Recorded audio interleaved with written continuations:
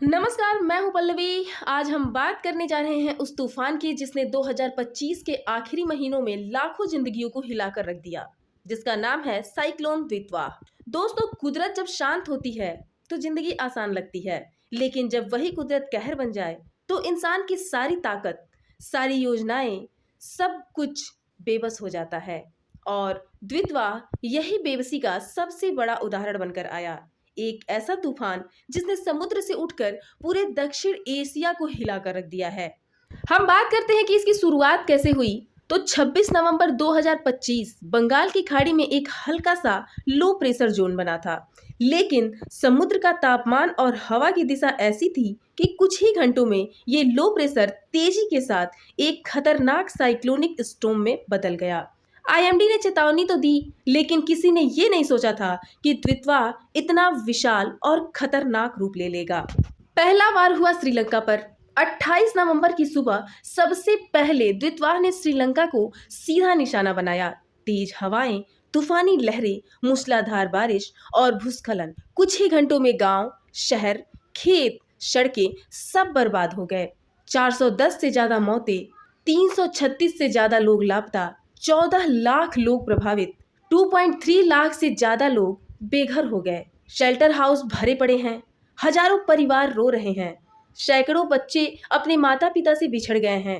श्रीलंका अभी भी सदमे में है, क्योंकि इतना बड़ा तूफान इस दशक में पहली बार देखा गया है। अब हम बात करते हैं भारत की ओर बढ़ता हुआ तूफान। श्रीलंका में तबाही के बाद द्वितवा की नजर अब सीधे भारत की ओर थी।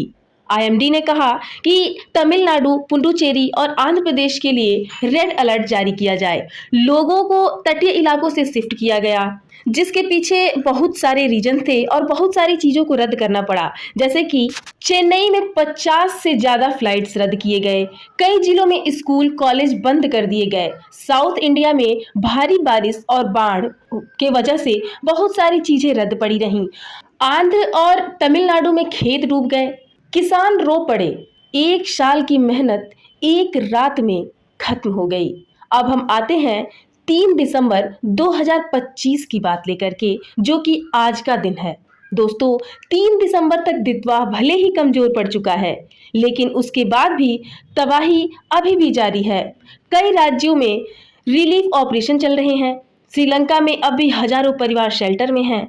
पानी, दवाइयाँ और भोजन की भारी कमी हो रही है। सड़कों, पुलों और बिजली की मरम्मत जारी है। सरकारें नुकसान का आकलन कर रही हैं। भारत की राहत टीमों ने श्रीलंका को बड़ी मदद दी है। खाना, मेडिकल सपोर्ट, रेस्क्यू टीम, उपकरण इत्यादि। इस कदम की दुनिया तारीफ कर रही है। अब हम बात करते हैं कि ये द्वितवा इतना खतरनाक क्यों था। तो सबसे बड़ी चीज है क्लाइमेट चेंज, बढ़ता हुआ समुद्री तापमान, असंतुलित मानसून। विशेषज्ञों का कहना है कि भविष्य में ऐसे सुपर स्टॉर्म और भी ज्यादा बन सकते हैं और एशिया सबसे बड़ा शिकार होगा। अब अंत में एक सवाल आपके लिए, क्या हम आने वाले तूफानों के लिए तैयार हैं? क्या हमारी चेतावनी प्रणाली और राहत व्यवस्था इतनी मजबूत है कि अगर ऐसी तबाही आए तो उसको रोका जा सके?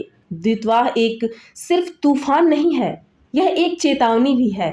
और अंत में मैं पल्लवी आप सबसे यही कहूंगी कि सुरक्षित रहें, सतर्क रहें और जानकारी पाते रहें, क्योंकि मौसम बदल रहा है और उसके साथ ही हम सबको भी बदलना पड़ेगा।